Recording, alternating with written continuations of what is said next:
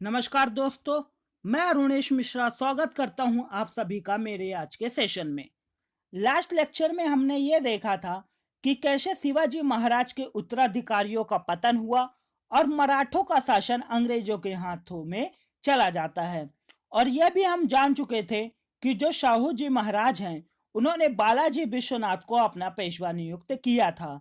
तो बस आज हमें यही जानना है कि कैसे कैसे पेशवाओं का उदय होता है और पेशवा बालाजी विश्वनाथ के बारे में पढ़ना है। तो चलिए शुरू करते हैं। तो सबसे पहले यह जानना जरूरी है यह पेशवा है क्या। तो मैंने जब छत्रपति शिवाजी महाराज की प्रशासनिक व्यवस्था पर डिस्कस किया था तो वहां पर इस बात का जिक्र हुआ था। क्या हुआ था, शिवाजी महाराज ने अपने शासन प्रशासन को सही से चलाने के लिए 8 मिनिस्टर ऑफ काउंसिल बनाई थी, जिसे अष्टप्रधान कहा जाता था।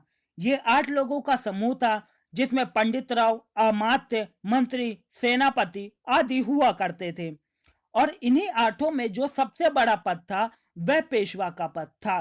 तो पेशवा छत्रपति शिवाजी महाराज द्वारा सृजन किया हुआ एक पद था और राजा के बाद सबसे शक्तिशाली पेशवा हुआ करता था और यह प्रधानमंत्री की तरह एक्ट किया करता था। ये जो पेशवा थे वह प्रधानमंत्री की तरह व्यवहार में थे। ये जो पेशवा पद था इस पर कौन व्यक्ति पेशवा नियुक्त होगा इसका निर्णय छत्रपति किया करते थे। शाहू जी से पहले जितने भी शासक हुए, चाहे छत्रपति शिवाजी महाराज हो, संभाजी हो, चाहे ताराबाई का शासनकाल हो, सबके शासनकाल में पेशवा छत्रपति द्वारा ही नियुक्त किए जाते थे। परंतु शाहू जी के शासनकाल से यह पेशवा का पद वंशानुगत हो जाता है। मतलब अब शाहू जी के समय में जो पेशवा हैं उनके मृत्यु के पश्चात उनका बेटा अगला पेशवा होता है। मतलब शाहू जी के समय में बालाजी विश्वनाथ पेशवा थे और उनके मृत्यु के बाद उनके बड़े पुत्र बाजीराव प्रथम अगले पेशवा नियुक्त हुए। इस प्रकार से यह पेशवा का पद शाहू जी के शासनकाल में पैतृक हो गया। एक बात और, यह जो पेशवा शब्द है यह शब्द फारसी भाषा से लिया गया है। चलिए आगे बढ़ते हैं और देखते हैं कि ऐसी क्या कंडीशन बनी जिनके कारण पेशवाओं का उदय होता है और सारी शक्ति छत्रपति के हाथों से पेशवा के हाथों में जाने लगती है। तो देखते हैं पेशवाओं के उदय का कारण। तो पहला कारण देखें तो शाहू जी का दक्कन के शासन प्रणाली के बारे में कम ज्ञान होना। दूसरा कारण देखें, ताराबाई के साथ संघर्ष में महत्वपूर्ण कूटनीति का प्रयोग और मराठा सेनापति धनाजी जादव को अपने पक्ष में मिलाना। क्या हुआ था, जो औरंगजेब का सेनापति जुल्फिकार खां था, इस जुल्फिकार खां ने क्या किया था, रायगढ़ पर हमला किया था और रायगढ़ के किले को घेर कर उस पर अपना अधिकार जमा लिया था। और यहीं से उसने संभाजी की पत्नी येसुबाई और संभाजी के पुत्र साहू जी और अन्य कई मराठा सरदारों को बंदी बनाकर मुगल साम्राज्य में भेज दिया था। तो ये जो येसुबाई हो गई और साहू जी हो गए, ये मुगल साम्राज्य में नजरबंद होकर रहा करते थे। तो इस कारण से जो शाहू जी थे वह दक्कन की राजनीति से बिल्कुल वाकिफ नहीं थे, वह दक्कन के शासन प्रणाली को बिल्कुल नहीं जानते थे। और जब औरंगजेब की मृत्यु हुई तो औरंगजेब की मृत्यु के पश्चात जो अगला मुगल बादशाह बना वह था बहादुर शाह प्रथम। तो ये बहादुर शाह प्रथम क्या करता है, जैसे ही राजा बनता है, जैसे ही शासक बनता है, वह शाहू जी को मुक्त कर देता है। अब शाहू जी मुक्त होकर दक्कन लौटते हैं और दक्कन लौटने पर वे अपनी चाची ताराबाई से कहते हैं कि मुझे मेरा शासन लौटा दीजिए। और ताराबाई इसकी बात का विरोध करती हैं और शासन उसके हाथों में देने से मना करती हैं। तो शाहू जी 1707 में सतारा को घेर लेते हैं। अब जब सतारा घेरे में चला जाता है तो ताराबाई क्या करती हैं, अपने सेनापति धनाजी यादव को शाहू जी के विरुद्ध भेजती हैं। तो अब ताराबाई की सेना और साहू जी के सेना के बीच में युद्ध होता है जिसे हम खेड़ का युद्ध कहते हैं। और इसी युद्ध के समय में जो बालाजी विश्वनाथ हैं वो क्या करते हैं, बड़ी ही कूटनीति का प्रयोग लेते हैं, बड़ी ही राजनीति का उपयोग करते हैं और जो ताराबाई का सेनापति है धनाजी यादव उसको अपने पक्ष में मिला लेते हैं। इस प्रकार से अगर हम देखें तो ये दोनों बहुत ही महत्वपूर्ण पॉइंट बन जाते हैं पेशवाओं के उदय के कारण को लेकर। जब शाहू जी शासक थे तो उन्होंने 1713 में बालाजी विश्वनाथ को पेशवा बनाया था। परंतु इससे पहले जो पेशवा थे वे थे बहिरो पंत पिंगले। तो ये बहिरो पंत पिंगले पेशवा थे शाहू जी के बालाजी से पहले।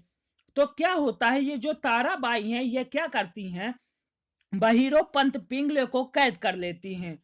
तो हुआ ये, अब पेशवा का पद खाली हो जाता है। क्या, क्योंकि जो बहिरो पंत पिंगले हैं जो शाहू जी, उनको तो ताराबाई ने कैद कर लिया। तो अब शाहू जी बालाजी विश्वनाथ को अपना पेशवा नियुक्त करते हैं।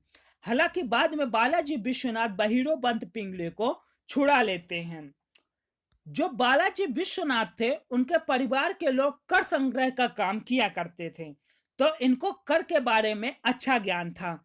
साथ ही साथ ये सेना करते के पद में भी थे, तो और सूबेदार भी रह चुके थे, सर सूबेदार भी थे। तो इनकी सेना में भी अच्छी पकड़ थी और ये सेना के बारे में भी अच्छा समझते थे। तो बालाजी विश्वनाथ सेना और प्रशासनिक कार्यों दोनों में पारंगत थे, इसलिए ये पेशवा बनते हैं। तो बालाजी विश्वनाथ का सेना और प्रशासनिक दोनों कार्यों के बारे में ज्ञान होना तथा उनको बेहतरीन ढंग से इस्तेमाल करना भी एक बहुत बड़ा कारण बनता है पेशवाओं के उदय के कारण में।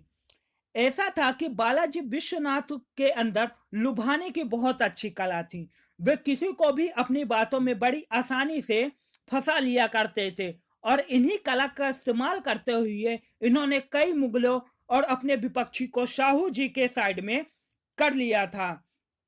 तो यह कारण भी एक बहुत अच्छा बनता है पेशवाओं के उदय के कारण में, कि बालाजी विश्वनाथ द्वारा लिए गए निर्णय और उनके कई विपक्षियों को अपने पक्ष में मिलाने की कला एक बहुत बड़ा कारण होती है। जो बालाजी विश्वनाथ थे वे अपने पूरे तन मन धन से स्वराज को मानते थे और उसकी रक्षा करना अपना कर्तव्य मानते थे। और साहू जी जो थे वे बालाजी विश्वनाथ से अपने प्रति पूर्ण निष्ठा, असीम श्रद्धा एवं स्वामी भक्ति की आशा थी तथा वे संपूर्ण भारत में छत्रपति शिवाजी महाराज के सपने को साथ लेकर संपूर्ण भारत में हिंदुत्व फैलाना चाहते थे। तो बालाजी विश्वनाथ का स्वराज के प्रति लगाव भी एक बहुत बड़ा कारण बनता है पेशवाओं के उदय के कारण में। इस तरह से यदि हम देखें तो पेशवा बालाजी की स्वयं की योग्यता, उनका काम, उनकी कूटनीति उनको पेशवा बनाती है और यही कारण बनता है पेशवाओं के उदय का कारण।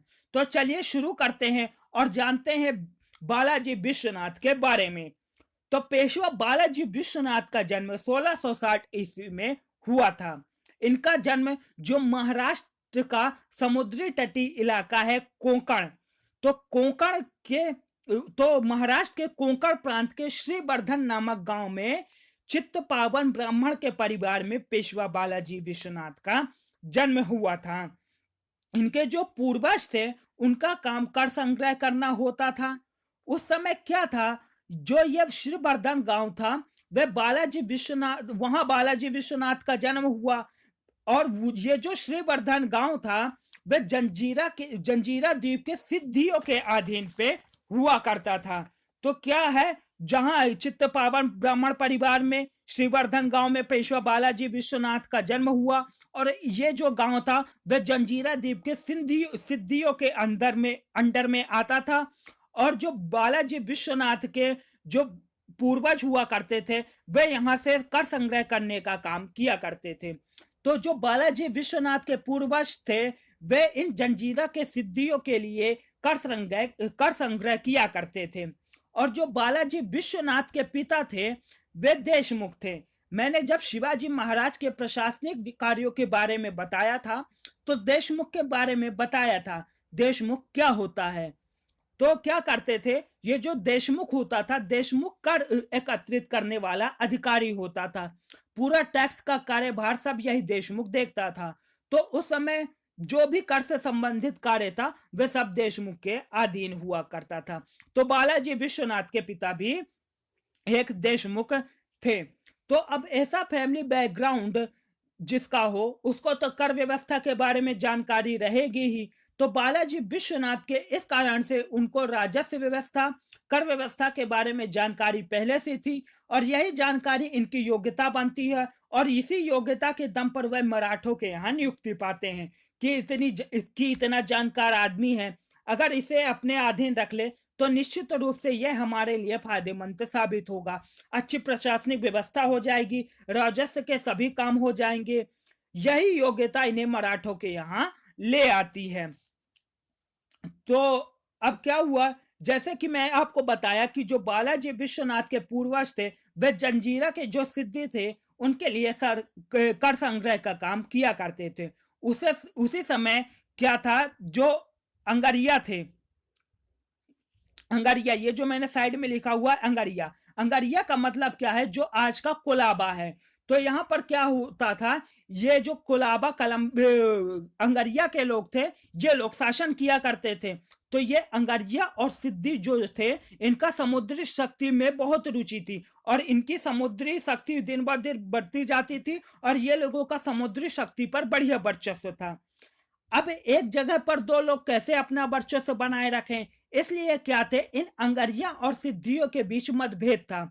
दोनों की आपस में तालमेल नहीं बनती थी और ये जो अपने बालाजी विश्वनाथ हैं, इनका अंगरिया के लोगों के साथ बहुत अच्छा रिलेशन था, उनकी अंगरिया के लोगों से बनती थी।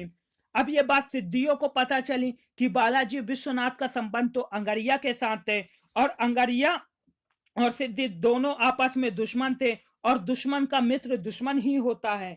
तो इस कारण से बालाजी विश्वनाथ और सिद्धियों के बीच में मतभेद उत्पन्न हो जाता है और बालाजी विश्वनाथ को अपना कुंकण प्रदेश छोड़कर सासवाड़ पलायन करना पड़ता है और वहीं रहना पड़ता है। तो बालाजी विश्वनाथ सासवाड़ पलायन कर जाते हैं और यहीं से वो मराठों के संपर्क में आते हैं और आगे चलकर मराठों की सेवा में चले जाते हैं। तो इसी के साथ सन 1696 में बालाजी विश्वनाथ पुणे में सभासद नियुक्त होते हैं और आगे चलकर ये सरसूबेदार बनते हैं और ये दो स्थानों के सूबेदार भी रह चुके थे, पुणे और दौलताबाद के। तो क्या हुआ, जो कि मैं आपको बता चुका हूं कि शाहू जी मुगलों को कैद में थे, तो बालाजी विश्वनाथ ने 1705 में शाहू जी को वहां से मुक्त कराने का प्रयास किया था। तो बालाजी विश्वनाथ ने 1705 में शाहू जी को मुक्त कराने का प्रयास उन्होंने किया था और सन 1707 में शाहू जी मुगल दरबार से मुक्त होकर आए थे। तो वही जब मैं बता चुका, जैसा कि जो औरंगजेब का सेनापति जुल्फिकार खान थे, उसने रायगढ़ पर हमला किया था और वहीं से येसुबाई और साहू जी को ये ले गए थे। और औरंगजेब की मृत्यु के बाद क्या हुआ था, अगला जो शासक बना था वे शासक बना था बहादुर शाह प्रथम। तो इसने क्या किया था कि साहू जी को वहां से मुक्त कर दिया था। तो साहू जी वहां से मुक्त होकर क्या हुआ, वापस लौट कर आए थे दक्कन पे। दक्कन पे आने के बाद वो शाहू जी ताराबाई से अपना शासन प्रशासन मांगते हैं, पर ताराबाई अपना शासन देने से मना कर देती हैं। तो इस कारण से शाहू जी सतारा को घेर लेते हैं और सतारा घेरे जाने पर क्या करती हैं, ताराबाई अपने सेनापति धनाजी जादव के नेतृत्व में अपनी सेना भेजती हैं और क्या होता है, धनाजी जादव और तानाजी जादव जो ताराबाई की सेना का नेतृत्व करते हैं और शाहू जी की सेना के बीच में क्या होती है, लड़ाई होती है। और इसी में क्या करते हैं, जो बालाजी विश्वनाथ है वो कूटनीति का सहारा लेते हैं और धनाजी जादव को अपने पक्ष में मिला लेते हैं। तो 1707 में शाहू जी मुगल दरबार से मुक्त होकर आए और सत्ता के उत्तराधिकार के लिए 1707 में खेड़ का युद्ध हुआ ताराबाई और शाहू जी के बीच। इस युद्ध में बालाजी विश्वनाथ कूटनीति का सहारा लेते हैं और ताराबाई के सेनापति धनाजी जादव को अपनी ओर मिला लेते हैं और युद्ध जीत लेते हैं। इस प्रकार से क्या होता है, बालाजी विश्वनाथ बड़ी ही कूटनीति का प्रयोग करते हैं। अब जो धनाजी जादव थे, जो पहले ताराबाई के सेना में सेनापति थे, वे अब शाहू जी के सेनापति बनते हैं और उनके मृत्यु के बाद धनाजी जादव के बेटे क्या होता है, चंद्रसेन जादव अगले सेनापति नियुक्त होते हैं। तो जब शाहू जी को गद्दी मिल जाती है तो वो सतारा में अपना राज्याभिषेक कराते हैं और ताराबाई जो है वो कोल्हापुर पलायन कर जाती हैं और धनाजी जादव जो है वो क्या होते हैं, इनके वो सेनापति नियुक्त होते हैं। पर जब धनाजी जादव की मृत्यु हो जाती है तो धनाजी जादव के बेटे चंद्रसेन जादव अगले सेनापति नियुक्त होते हैं शाहू जी के। तो जो ये चंद्रसेन जादव हैं, इनका ताराबाई से बढ़िया बनता था और चंद्रसेन जादव का ताराबाई के प्रति वो बहुत ही सपोर्टिव थे। तो इस कारण क्या हुआ, जो शाहू जी हैं उन्होंने एक नए पद का सृजन किया और उस पद का नाम होता है सेना करते, जिसका मतलब होता है सेना को संगठित करने वाला। और बालाजी विश्वनाथ को वो इस पद पर नियुक्त करते हैं। तो शाहू जी ने एक नए पद सेना करते का सृजन किया और बालाजी विश्वनाथ उस पद पर बैठाए गए। इसी समय क्या होता है, जो अपने पेशवा बहिरो पंत हैं और जो अपने शाहू जी महाराज हैं, इन दोनों को चंद्रसेन और सीमा रक्षक कान्हो जी पिंगले की मदद से ताराबाई कैद कर लेती हैं। तो अब क्या होता है, बालाजी विश्वनाथ फिर कूटनीति राजनीति का सहारा लेते हैं और ये जो कान्हो जी पिंगले हैं उन्हें बड़ी ही चतुराई से अपनी ओर मिला लेते हैं। मतलब मानना पड़ेगा इनको, ये शस्त्रों से न लड़कर अपने दिमाग से लड़ते हैं। और क्या करते हैं, और ये हम पहले भी देख चुके हैं कि कैसे ये दिमाग से लड़ते हैं और धनाजी जादव को अपने पक्ष में मिला लेते हैं।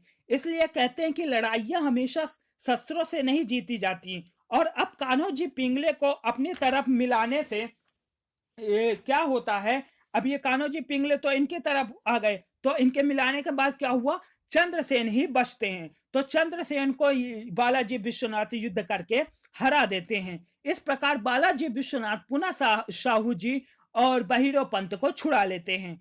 इस प्रकार से शाहू जी बहुत ही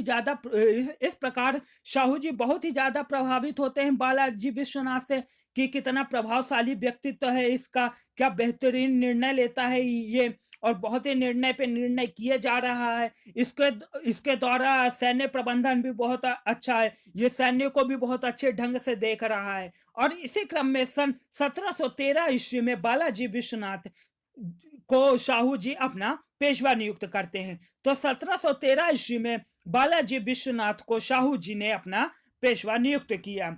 बालाजी विश्वनाथ बचपन से ही बहुत बुद्धिमान थे और ऊपर से चित्त पावन ब्राह्मण, प्रशासनिक और सैन्य दोनों कामों में निपुण थे। स्वयं अपने काम को इस काबिल बनाते हैं और वो पेशवा पर नियुक्त होते हैं। अब क्या होता है, बालाजी विश्वनाथ बन गए पेशवा। तो पेशवा बनते ही सबसे पहले उन्होंने ताराबाई और उनके समर्थकों का दमन करना चालू किया। जो ताराबाई थी वे बहुत ही समस्याएं ला रही थी शाहू जी के सामने, और जैसा कि हम देख चुके हैं ये तो शाहू जी और उनके पेशवा तक को कैद कर चुकी थी। तो इस स्थिति में क्या था, ताराबाई का दमन करना बहुत ही जरूरी था। अब क्या है, इस समय जो ताराबाई का साथ दे रहे होते हैं वे हैं चंद्रसेन जादव और रामचंद्र नीलकंठ। और जो कान्हो जी पिंगले थे वे तो बालाजी के कहने पर शाहू जी के पक्ष में आ ही चुके थे। तो क्या होता है, जो अपने चंद्रसेन जादव हैं वो ताराबाई से कहते हैं हम एक काम करते हैं, ये जो हैदराबाद का शासक है हम उससे बातचीत करते हैं और उसकी मदद से शाहू के विरुद्ध धावा बोलते हैं। पर जो रामचंद्र नीलकंठ होते हैं वह चंद्रसेन जादव की बातों का विरोध करते हैं और इनकी बातों का खंडन करते हैं और कहते हैं कि हम हैदराबाद के शासक से मदद नहीं मांग सकते, क्योंकि भले ही हैदराबाद के शासक अपने आप को स्वतंत्र घोषित करते हैं, लेकिन ये ना भूलें कि वो तो मुगलों के ही पक्षधर हैं, इसलिए हम ऐसी गलती नहीं कर सकते कि उनसे हम मदद ले लें। तो इस कारण से वो चंद्रसेन जादव की बातों का खंडन करते हैं। और अब क्या होता है, रामचंद्र नीलकंठ और ताराबाई के बीच इस बात को लेकर मतभेद उत्पन्न हो जाता है।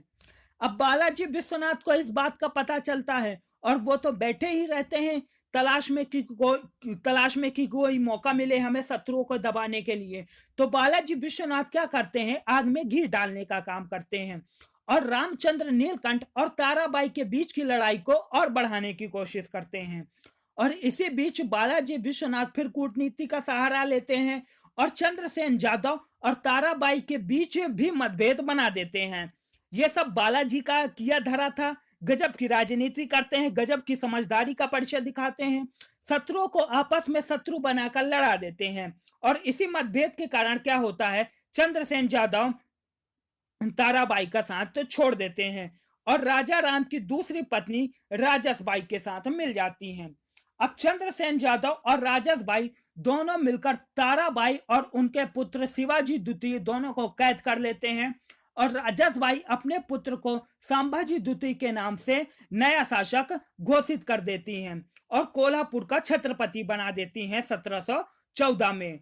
तो अभी तक कोल्हापुर में शिवाजी द्वितीय वहां के शासक थे और उनके संरक्षिका के तौर पर ताराबाई वहां शासन कर रही थी। पर अब राजसबाई ने सन 1714 में अपने पुत्र संभाजी द्वितीय को कोल्हापुर का शासक बना देती हैं।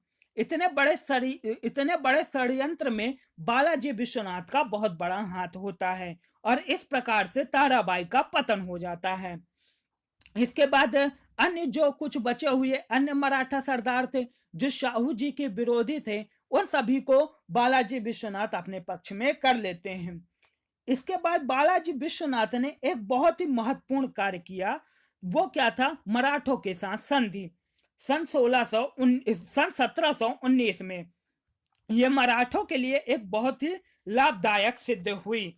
तो क्या हुआ? मुगलों और मराठों के बीच में संधि हुई। इस समय मुगल बादशाह था फर्रुखसियार और ये फर्रुखसियार सैयद बंधु के मदद से शासक बनता है।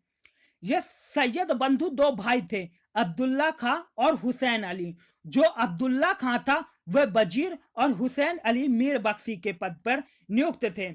ये जो फर्रुखसियार था ये सैयद बंधुओं के खिलाफ में था और ये नहीं चाहता था कि अब्दुल्ला खां को वजीर के पद पर नियुक्त किया जाए। पर ये सैयद बंधु ऐसी कंडीशन बना देते हैं कि फर्रुखसियार को क्या करना पड़ता है? अब्दुल्ला खां को वजीर के पद पे नियुक्त करना पड़ता है।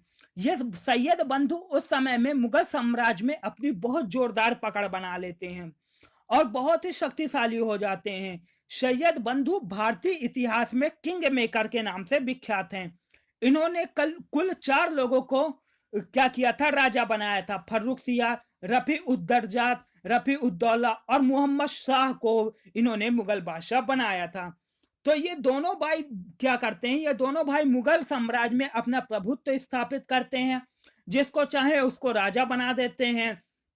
और अब ये फर्रुखसियार को भी अपने अनुसार पूर्ण काम करने को कहते हैं कि जितना भी काम होगा वो तुम हमारे अनुसार करोगे। और फर्रुखसियार इनसे परेशान हो जाता है और बस सैयद बंधुओं के बढ़ते हस्तक्षेप से भयभीत होकर फर्रुखसियार क्या करता है? इनके खिलाफ षड्यंत्र रचने लगता है और इन दोनों भाइयों की जोड़ी तोड़ने के लिए हुसैन अली को दक्कन का सूबेदार बनाकर दक्कन भेज देता है। और बाई चांस सैयद बंधुओं को ये पता चल जाता है कि फर्रुखसियार इन्हें मारने का षड्यंत्र रच रहा है।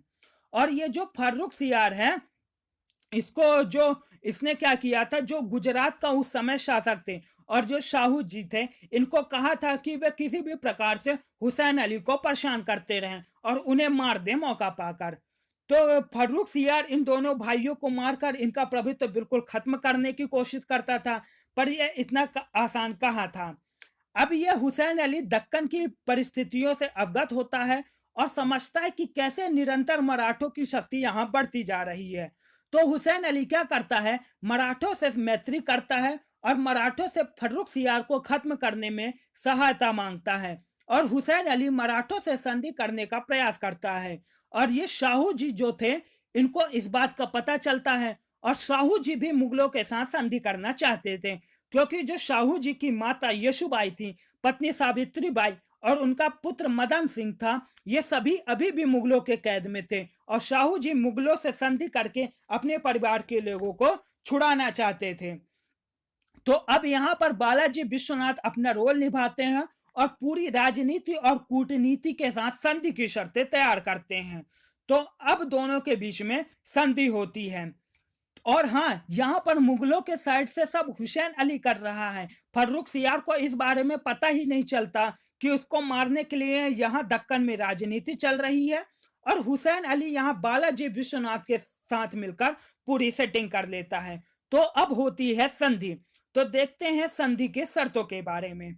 तो पहली शर्त, शाहू जी को छत्रपति शिवाजी महाराज का स्वराज पूर्ण रूप से सौंप दिया जाएगा। मतलब जो छत्रपति शिवाजी महाराज थे, उन्होंने जिन जिन क्षेत्रों को जीता था और मराठा साम्राज्य में मिलाया था और जिन्हें जिन्हें वे अपना स्वराज मानते थे, कहते थे, वे सभी क्षेत्र को पूरी तरह से शाहू जी महाराज को सौंपना होगा और उस पर अब पूर्ण अधिकार मराठों का होगा। तो शाहू जी को छत्रपति शिवाजी महाराज का स्वराज पूर्ण रूप से सौंप दिया जाएगा, ये पहली शर्त।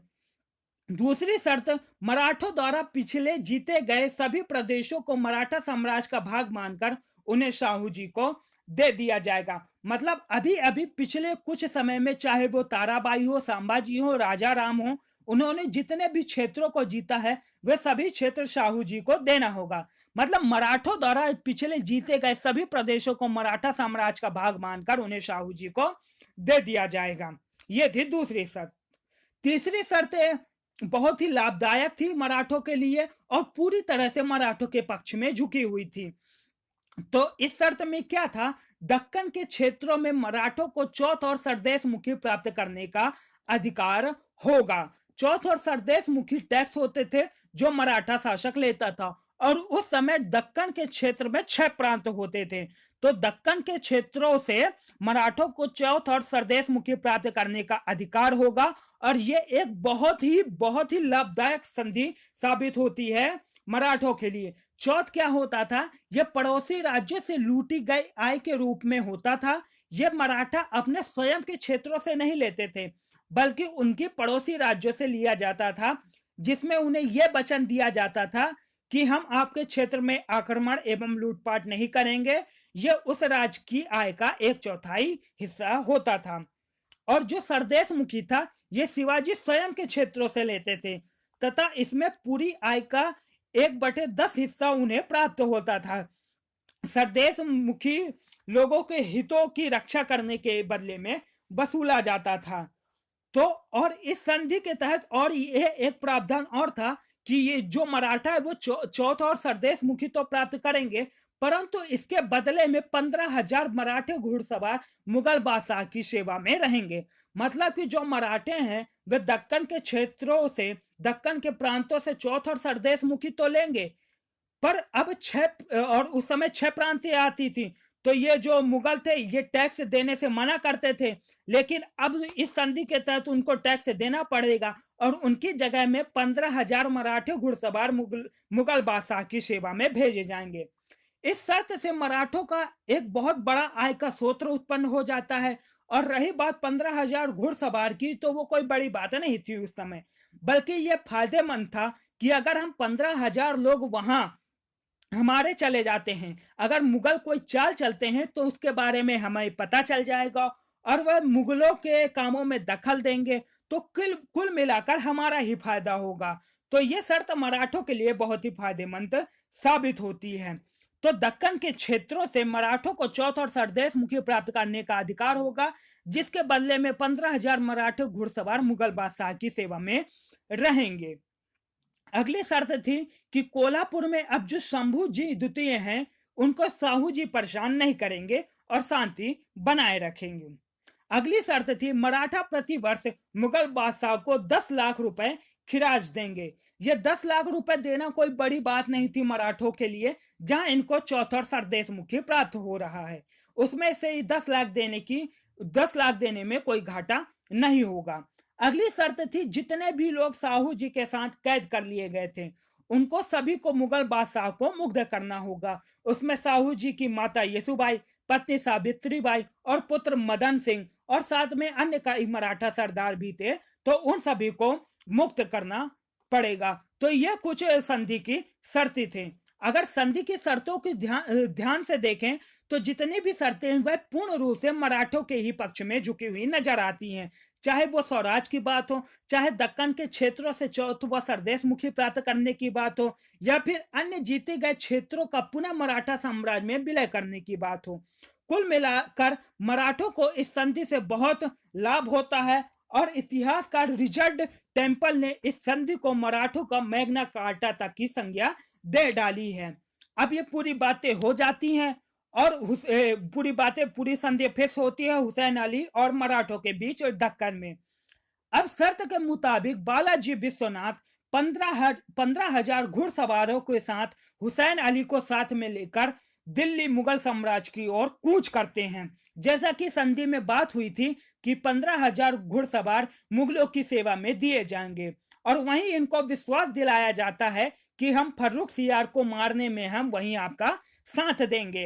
अब पूरा का पूरा जमावड़ा पहुंचा दिल्ली, और वहां मुगल शासक फर्रुख सियार को सारी बातें बताई गई संधि के संबंध में। तो फर्रुख सियार बातों को समझता है, सोचता है और क्या करता है, ये सोचता है कि एक तो ये संधि तो हुसैन अली ने की है और फर्रुख सियार खुद इनको मारने का षड्यंत्र रच रहा था, और ऊपर से ये सारी संधि की शर्तें मराठों के पक्ष में ही हैं और हमारे लिए तो कुछ नहीं है। कहीं ये हुसैन अली और बालाजी विश्वनाथ की कोई चाल तो नहीं। और इस संधि के और इस संधि को समझने के बाद इस संधि के समझौते से स्वीकार करने से वह मना कर देता है और इस संधि में हस्ताक्षर करने से मना कर देता है।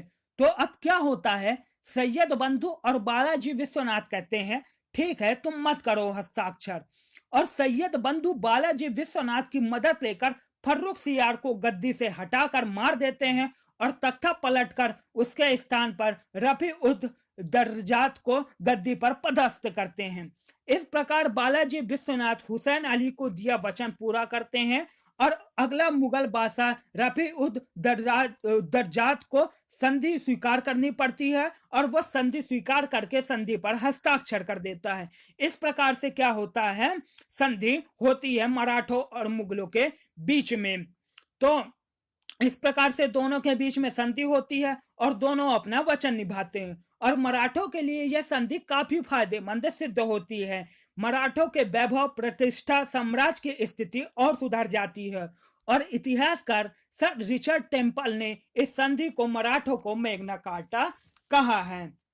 तो जैसा कि मैंने पहले ही सेशन की स्टार्टिंग में ही आपको बताया था कि बालाजी विश्वनाथ को कर व्यवस्था, राजस्व व्यवस्था के बारे में बहुत जानकारी थी और अपने साम्राज्य में प्रशासनिक सुधार करते हुए बहुत ही अच्छे ढंग से पैसों का उचित वितरण का काम किया था उन्होंने। और इसी के अनुरूप चौथे से जो धन प्राप्त होता था उसका 25% भाग राजा को दिए जाने लगा था, जिससे कि राजा अपने मंत्रिमंडल, अपने राजपाट को बेहतर बना सके तथा उन भागों तक भी राजा ध्यान दे सके जहां जहां पैसा पहुंचने में कठिनाइयां होती थी। तो अन्य जो बहुत ही महत्वपूर्ण कार्य था वह चौथ से जो धन प्राप्त होता था उसका 25% भाग राजा को दिए जाने लगा था। यह कार्य बालाजी विश्वनाथ का ही किया धरा था।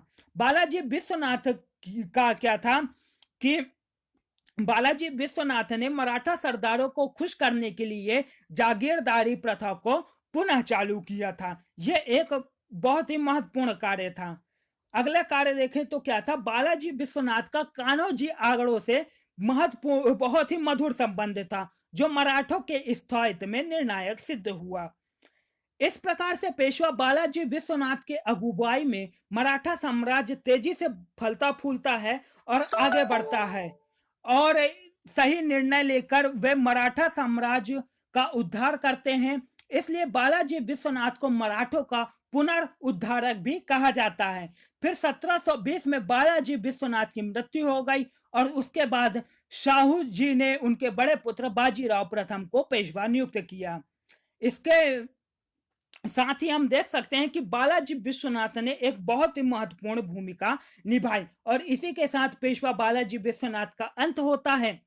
अगले सेशन में हम बाजीराव प्रथम के बारे में जानेंगे। तब तक के लिए धन्यवाद और बने रहिए मेरे साथ।